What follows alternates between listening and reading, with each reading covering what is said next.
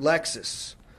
We were able to track his vehicle to a parking lot south of the Beam Hall at around 11:30 a.m. Our suspect had exited his vehicle and went to the passenger side of the vehicle, where he appears to begin to put objects onto his waistband.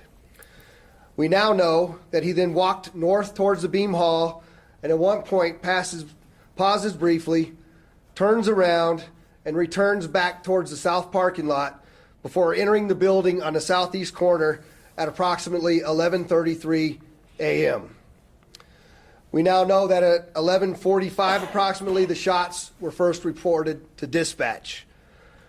Shortly thereafter, officers from both UNLV and LVMPD arrived and heard shooting coming from inside the Beam Hall and went in immediately, and I stress without hesitation, to neutralize the threat.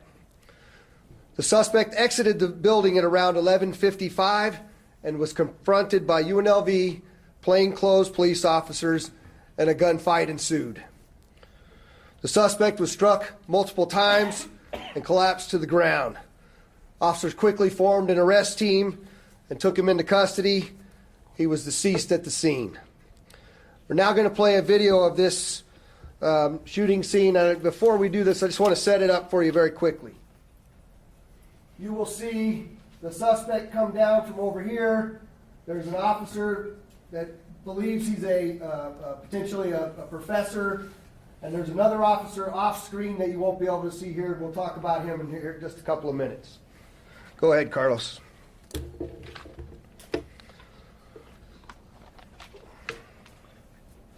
There's our suspect to the bottom right. Officer, he pulls a gun. The officer runs away, goes around the side of the car. And the UNLV officer then ends the suspect's actions.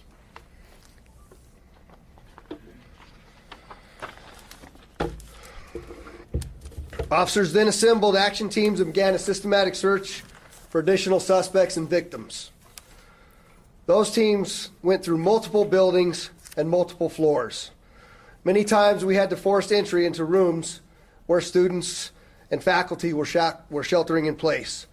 Officers had to escort each one of those rooms of faculty and students to safety. During the search of Beam Hall, 2 victims were located on the 3rd floor. 1 victim was located on the 4th floor, and we believe the 4th victim, who survived, was on the 5th floor when shot. He got out of the building and was taken to Sunrise Hospital. And I just want to stress to you, we don't yet know the sequence of the shootings. We don't know where specifically, what floor it started at, or which victim was the first victim. We are still piecing together that information. There are no cameras on the interior of the building, so it's taking us more time to understand that. What I found out right before I walked in here is that the victim that was shot on the 5th floor that had walked outside, he was met by 2 Metro police officers, thrown into a police car, driven to an arriving community ambulance, which then immediately took that individual to Sunrise, which probably saved his life. The suspect's vehicle was recovered at UNLV, and after executing a search warrant, we located a dash cam in the vehicle, which allowed us to have a better understanding of the suspect's movements earlier in the morning.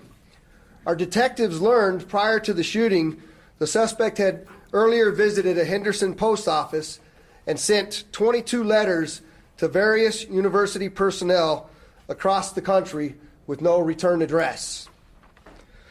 We are currently working with the postal inspector and our federal partners to begin processing these letters. We do not know the contents of these letters, and we're working to contact the recipients of those letters. As most of you know, last night LVMPD detectives executed a search warrant at the suspect's Henderson residence, and some items were recovered there. Importantly, there was a chair with an arrow pointing down to a document, which that document was similar to a last will and testament. There were several computers and hard drive components. There was ammunition consistent with the same cartridge cases located at the scene, and there was a Taurus handgun box matching the handgun that he used. I want to stress that we're still learning a lot about this suspect and still trying to understand motive. We know he applied numerous times for a job with several Nevada higher education institutions and was denied each time. The suspect had a list of people he was seeking on a university campus, as well as faculty from the Eastern Carolina University. We have contacted almost everyone on those lists to make sure that they are all right. We have done that for all of UNLV and all of Eastern Carolina, with the exception of one individual who was on an international flight. We are looking into the suspect's former employees, including Eastern Carolina University, and working closely with local police in those jurisdictions, as well as the FBI. We also know the suspect was struggling financially, as evidenced by when we served a search warrant on his apartment, there was a notice of eviction taped to the front door. We believe the suspect acted alone, and we have zero indication of any other suspects at this time. Our investigators are still out at UNLV. I also have to say that when first responders, you guys can understand how chaotic this scene was. When our first responders arrived, people were running, people were hunkering down. Many people had already fled the scene, and their recollections are going to be critical to our investigators as we move forward to have a better understanding of what exactly occurred.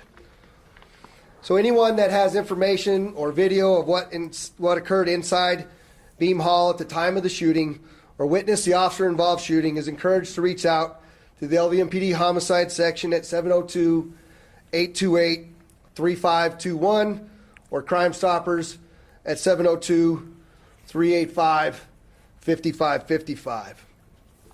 One additional nugget is right before we walked into this briefing, I learned that in the screening of those envelopes that we were able to intercept after going through 14,000 pieces of mail and identifying the 22 that were sent, the first letter that we opened had an unknown white powder substance in it. Our armor unit and detectives are out currently processing those envelopes, and what we're asking is that if anybody in the education world receives a letter with a no return address that is taped, we ask you to proceed with caution and contact your local authorities. Of particular attention from the ones that have been addressed are those at Carolina and UNLV. And so with that, I'm going to pause and turn it over to the UNLV Vice President of Public Safety Services and Director of UNLV Police Services, Chief Adam Garcia. Chief. Thank you, Sheriff. Good afternoon. My name is Adam Garcia, Chief of Police for University Police Services, Southern Command. Yesterday, we lost members of our rebel family, and I wanted to extend my deepest condolences to the families of the victims of yesterday's incident, their friends, and our colleagues at UNLV. Our community has suffered an unimaginable loss by this senseless criminal act, and my heart breaks for the victims' families, our students, our staff, our state, and our country. The collective response and the actions of our initially responding officers no doubt saved lives. As the sheriff said, the initial calls began coming in to both UNLV dispatch as well as Las Vegas Metro dispatch. The original call received by University Police was 11:44. The first officer on the scene of the incident was there within 78 seconds. Additional arriving units from Metro and UPD then entered Beam Hall, and as you saw in the video, two University Police detectives then confronted the suspect and engaged in a gun battle which neutralized the threat. These two detectives are heroes. They risked their lives in order to save countless others, and as the sheriff pointed out, in what could have been a bloodbath. I want to thank Sheriff McMahill and the Las Vegas Metropolitan Police Department, along with all of our regional partners who came to our aid yesterday without question and without hesitation.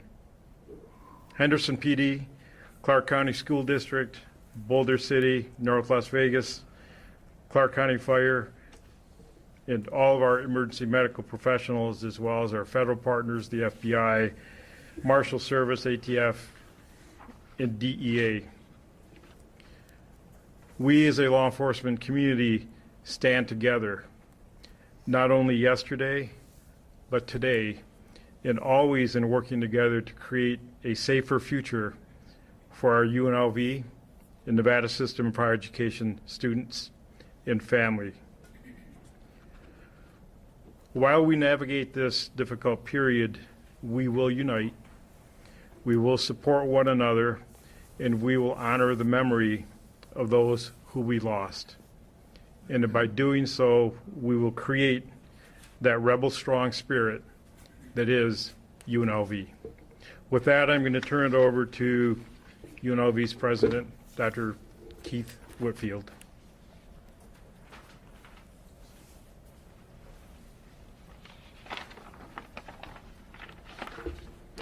Good morning. I want to first start by saying thank you just does not seem like it's enough for the police officers that rather than running like a normal person would, running away from danger, they ran to danger, and that they made our university safe and clearly stopped a larger tragedy from happening. So I want to start by thanking our university police services. The Las Vegas Metro Police Department showed up in numbers that were so impressive that it gave many people a better sense of safety at a time when it was hard to feel safe. I also want to thank the Clark County Fire Department and the other first responders who selflessly and decisively moved in and made sure that our campus could try to return to trying to be safe again. Safety is first and foremost one of the priorities for our university. And so incidents like these actually rock us to the bone in thinking about how we can make sure that we have an educational opportunity for our students that is free from violence. This is a day that we're not going to forget. It's a day that's marked in our history from now on. But as we go forward, we have to think about the people who have experienced this, both firsthand and I think even secondary. And we want to make sure that people feel that it's okay not to be okay. That we have provided and made sure that we have services in terms of mental health services and counseling. The Resiliency Center was set up after October 1, and it's another resource that we're coordinating with to make sure that anyone who actually needs help can get help. I have been absolutely overwhelmed by this city. I'm still relatively new. Sometimes it doesn't feel like that, but in my 4th year, I've always felt connected to this place, but I think now I have a really good reason why. It's because of the incredible support that has been offered to myself and to our university in terms of people, agencies, everything, our hospitality industry, all reaching out to see if they could find out ways to be able to help us at this time. I want to thank all of you all. I want to be able to thank our federal delegates, our Nevada commissioners, senators, assembly people. They've all reached out to try to figure out if there's any way that they can extend a helping hand. I think the helping hand comes in the form of being able to make sure that we stay together as a community. These kinds of incidents are things that can disrupt, erase, and erode the feeling of community. At UNLV, we are a community, but we're a community of Las Vegas and of Southern Nevada and of the state. And so your support is greatly appreciated and very much so needed.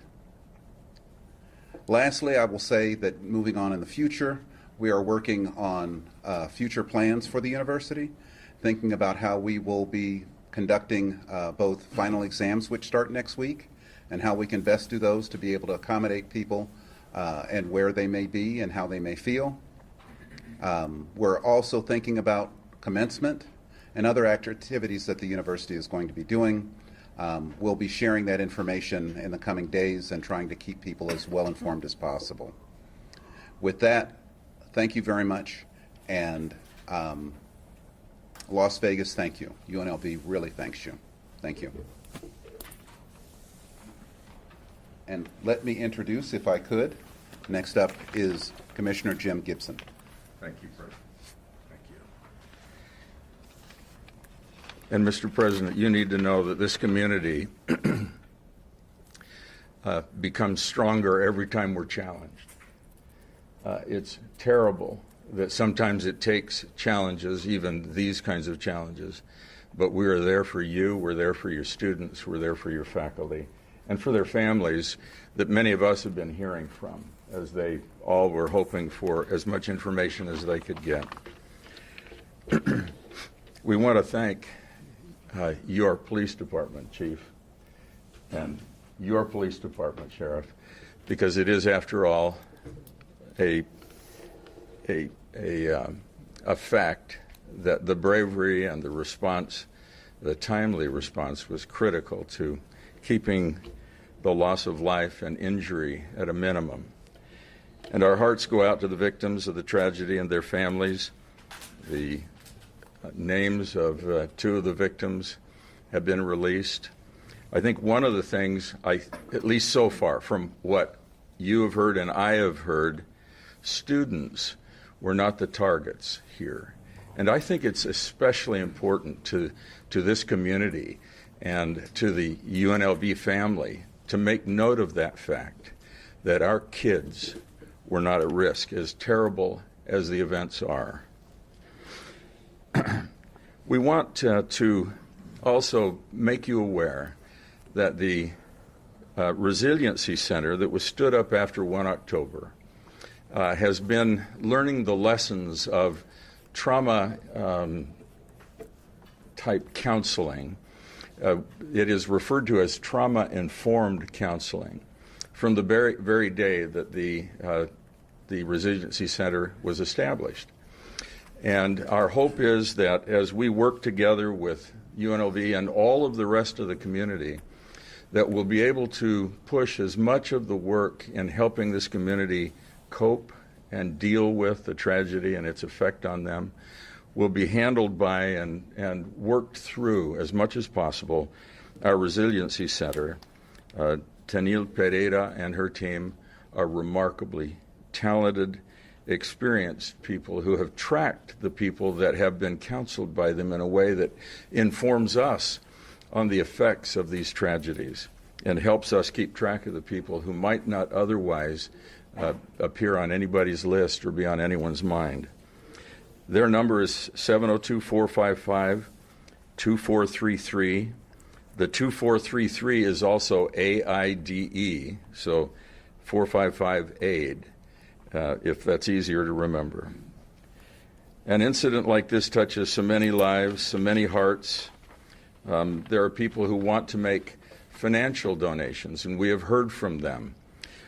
In the coming weeks, we will have worked out a way to do that. We have had some discussion with UNLV and with the Resiliency Center and with Barbara Buckley, who is responsible for legal aid and has been kind of at the center of some of that kind of work.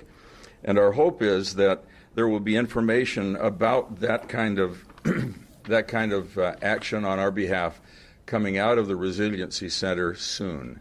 And as soon as it is available, we'll get it to you. Thank you very much. Now I would like to introduce Clark County Fire Chief John Steinbeck. Thank you. I'll be brief, but I do want to again give my heartfelt condolences to those affected, and my thanks to UNLV and to our wonderful officers at Metro. I am the Fire Chief, John Steinbeck, I'm also oversee the Office of Emergency Management for Clark County. And so in that purview, that's the Resiliency Center and some of the victim services fall under us. And so exactly what the commissioner just spoke to, I'll just expand just a little bit on. He gave the phone number. I'll give it again, 702-455-AIDE. But we also have a stood-up website, FAC of southernnevada.org. And let me tell you just some of the brief history, of course, is we built that after 1 October especially for the victims of 1 October at that time. It has then, since then, transitioned to the victims of all need and all crime. And so that way we had it ready for an incident like today. And some of those things that are available are behavioral health referrals, on-site therapists right there at the Resiliency Center, out-of-state providers, as they're not all local students, of course, sir. So some might be going back home. The Resiliency Center can assist with that. Legal advice, and it might sound odd, but still could assist with reunification efforts, and that's not uncommon, even this far after an incident, that there could be some needs for reunification. And so the people at the Resiliency Center stand ready to do that. The other point that I want to make is we still see people from the incident from 6 years ago today, and sometimes it's the first time. So the Resiliency Center and all of these resources that we have built are not there for us to say, you need these now. They are there to be ready for when the victims and the survivors and those affected tell us that they need them. And so that's the commitment that we have, is that we're ready to go when that need arises. And whether it's today, it's next week, or it's 3 years from now. And so keep that in mind. And it'll be stood up and it'll be ready. And it's an ongoing resource. It's in charge of navigation, referrals, direct services, as I mentioned, and then a coordinating effort agency for a lot of the other resources that will be available. So that's it. I'll turn it back over to the sheriff. Thank you.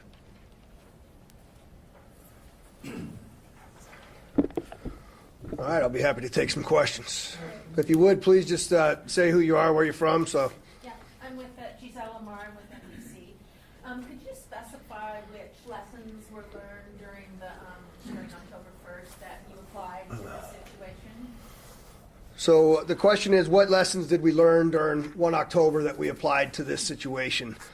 I think the fire chief and I could both talk at length about this, and maybe I'll let you start with that, John.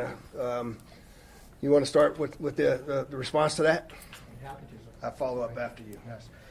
So again, we could certainly speak to that for hours, but specifically on the response side of it, of course, is the command element, right? So immediately we want to have a unified command as quickly as possible, and also on the operations side.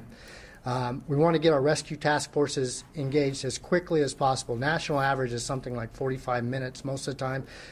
They were up and ready and rolling and within 10 minutes. When I say a rescue task force, that is a combined task force between law enforcement and medical providers. In this case, in this jurisdiction, fire department that is trained together and that is ready to go ahead and give those relief efforts and provide medical aid. And so those are immediate on the operations side from the fire department side of it. On the recovery side of it, of course, is everything that we've already started to talk about and to build. Before, we did not have ready to go plans that were in place for victim services, right? No community really does. Myself, the sheriff, others back here, we've gone across the nation now since that incident 6 years ago that teaching this that you have to have these resources in play. Well, now we had them in play. They were ready to go, and they're ready to go ongoing. Last time we were building them as we were going ahead and responding. We also learned that recovery starts long before the incident begins, and then certainly during the incident. So while we had the responders there trying to neutralize the subject, trying to take care of those that were injured, and to do everything else that's appropriate during the response side, there's others that are back that are working on the recovery side. And so all of that is a extreme logistic issue. And the last part that I'll certainly talk to, and there's a problem with this one, it'll be a problem with the next one, and it's been a problem with every incident in time, is the control of information. We do have a joint information center. It's very important to us, and it did work very well. There is just so much information that comes across.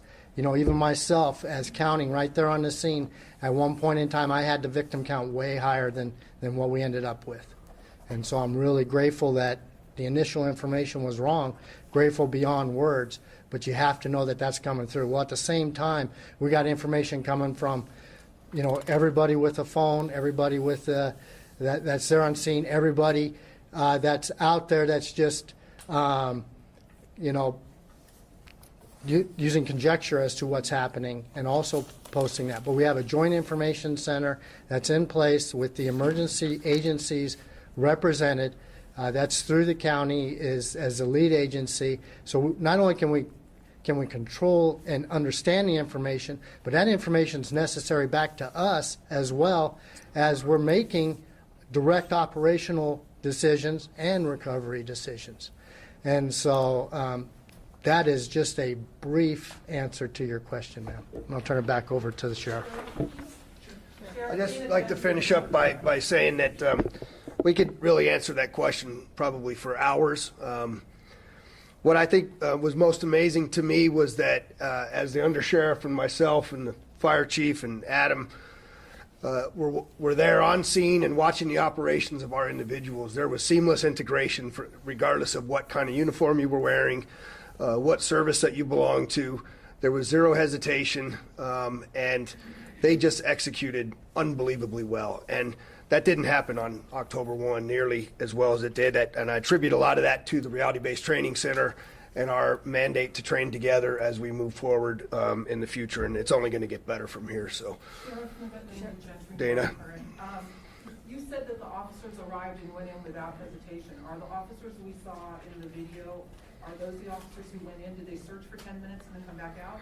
So Dana's asking if the officers that you saw in the video are the officers that went in.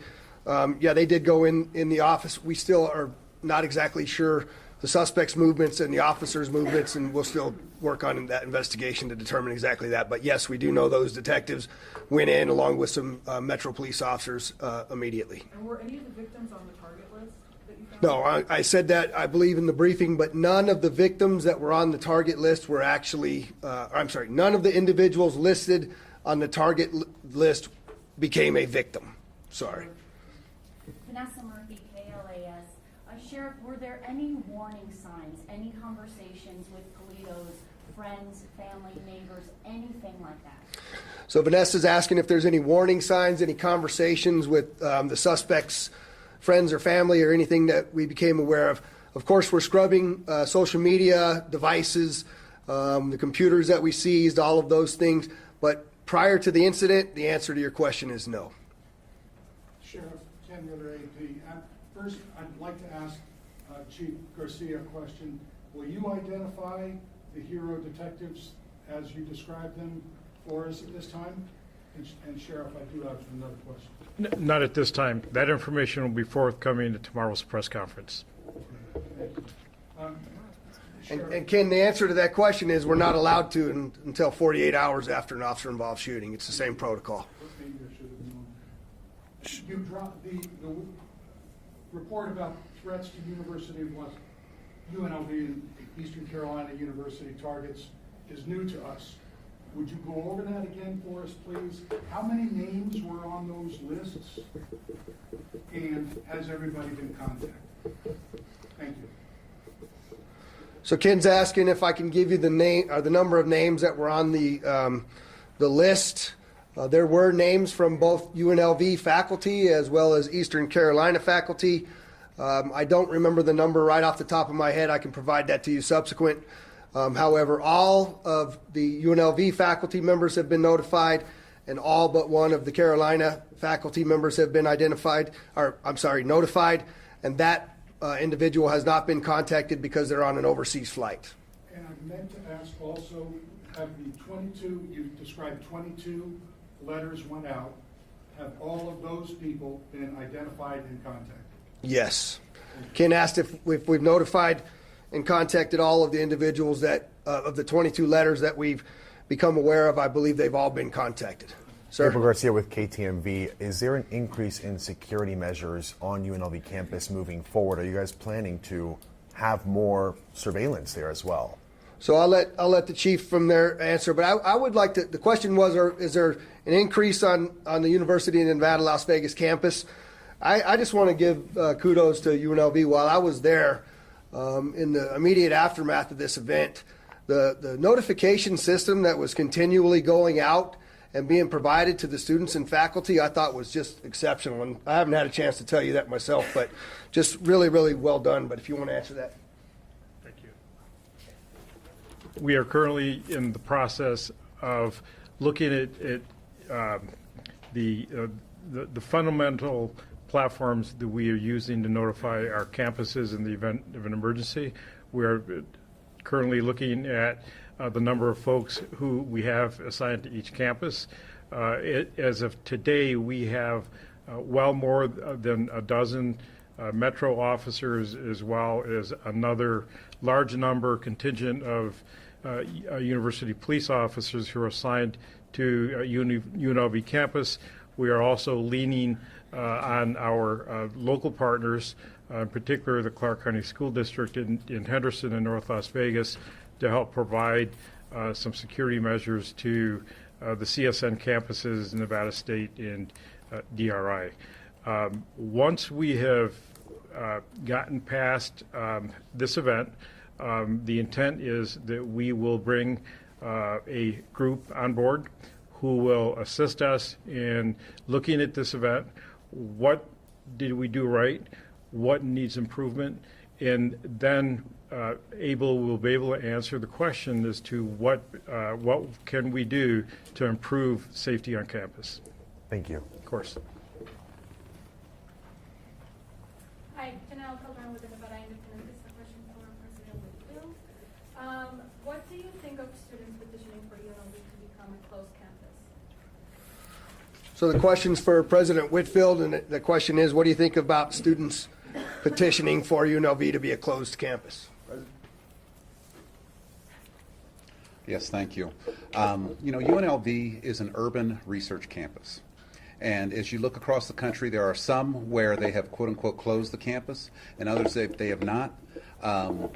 We're going to be taking a look at that and seeing, because what I hear from fellow presidents is that they don't feel that closing the campus actually ends up becoming a deterrent. When there's an evildoer that wants to get in, and if you have any kind of access to the campus, which we're Las Vegas's university, we have to make sure that we have access for you all to come and go, and to be able to take the enrichment things that come from our fine arts, from the STEM programs for summer, all of those sorts of things. And so, as the chief mentioned, we're going to be taking a look at this incident and seeing if there's other things that we can do. I'll just say that my inclination is not to close the campus, but to see if there's other things that we can do to be able to make sure that we have other safety features in mind. One of the things that I've seen at other urban campuses, and that we do have some now, but I'm sure the chief would not turn down my offer to see if we can put more cameras on campus. And again, we're going to be looking at other kinds of protocols and things. I hate to say a horrible incident like October 1 helped, but it did actually help us think a little bit more about safety. It was amazing to see how our faculty and students actually understood how to basically hide and to be safe. They did that across campus. I think between Metro and our police officers and the fire department went across a 332-acre campus, and it ended up going through all of them, and they found people in places like that. They found me, actually, in places like that. And so there's other things that we can do. That step of trying to close the campus, I think we just have to be cautious to make sure that it doesn't ultimately hurt what our ultimate purpose is, which is to provide a great education and great opportunities for the citizens. Thank you. Sheriff? No, right here. Oh, Sheriff Genevieve Hill with Fox 5. Do you know if the gunman had any other plans of violence had he made it out of UNLV? So Joe asked if I know whether the gunman had other plans of violence if he made it out of UNLV. I guess I'd start by saying I'm glad he didn't get out of UNLV. But I would answer that by saying 150 plus additional rounds of ammunition, nine additional magazines strapped. I believe that he was probably heading towards that student union, right? That student union was full of kids that were out there having a barbecue and playing Legos. And so I believe we averted a much larger tragedy by the actions of that heroic police officer. I'm going to end by saying this. There's still a lot more information. Clearly, I provided a lot of information that you did not have today. I know that you have an appetite for this information. We also have a responsibility to not release the information until it's been vetted, just like I did not release the name of the third victim. I will give you the information as quickly as I can, responsibly. I promise that to you. There are a number of other aspects of this investigation that we must continue to move forward. But also, I want to remind you that tomorrow we're going to mourn one of the troopers who lost his life out of the two last week. We also have a presidential visit. And so I'll be balancing that opportunity for our first responders to properly honor those that lost their lives, as well as providing you that information. So it may come in a different form than a press conference, but you have my word, we will get that information. And so I appreciate you as the members of the media. Thanks for coming. Sheriff, given that, would you tell us if Polito had a relationship with the people who were shot? President Whitfield, can I ask you a question? Switch the victim?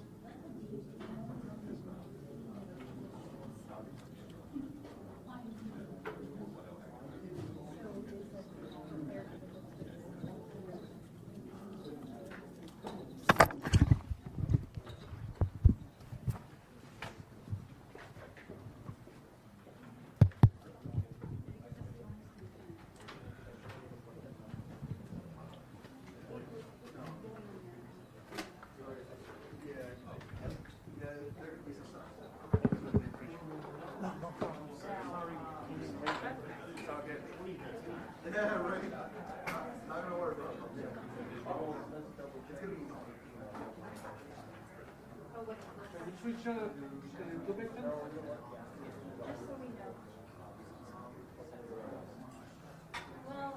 pick one.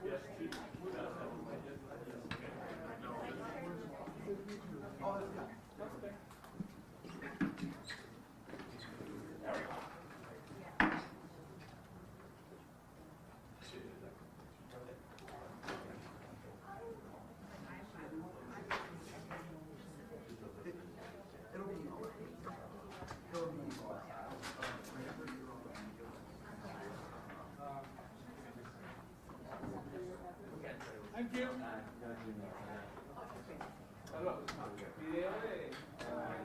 Lo puedo tocar al